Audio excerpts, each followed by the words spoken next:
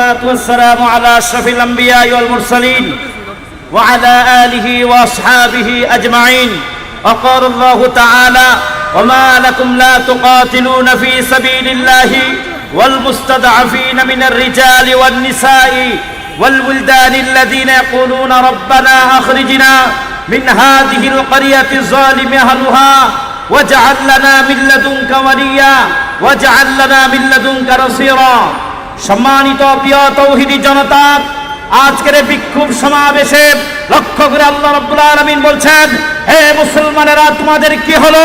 নির্যাতিত, নিপীড়িত, লাঞ্ছিত, বঞ্চিত, নিগৃহীত মুসলমানেরা আজ বলতেছে, এই জনপদের লোকেরা জালেম, অত্যাচারী, এই নিষ্ঠুর জালেমদের হাত থেকে আমাদেরকে রক্ষা করো।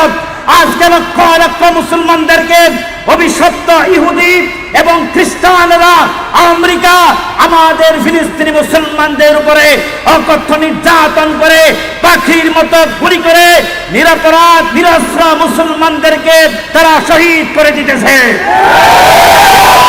জনতা, অবিলম্বে অভিশপ্ত ইহুদিদেরকে বলছি, এই গণহত্যা তোমরা বন্ধ করো।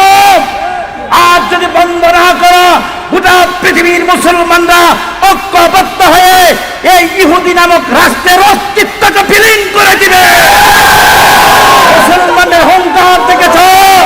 মুসলমানরা যদি একবার পারে, তোমাদের অস্তিত্ব পৃথিবীর মানচিত্র থাকবে না ইনশাআল্লাহ।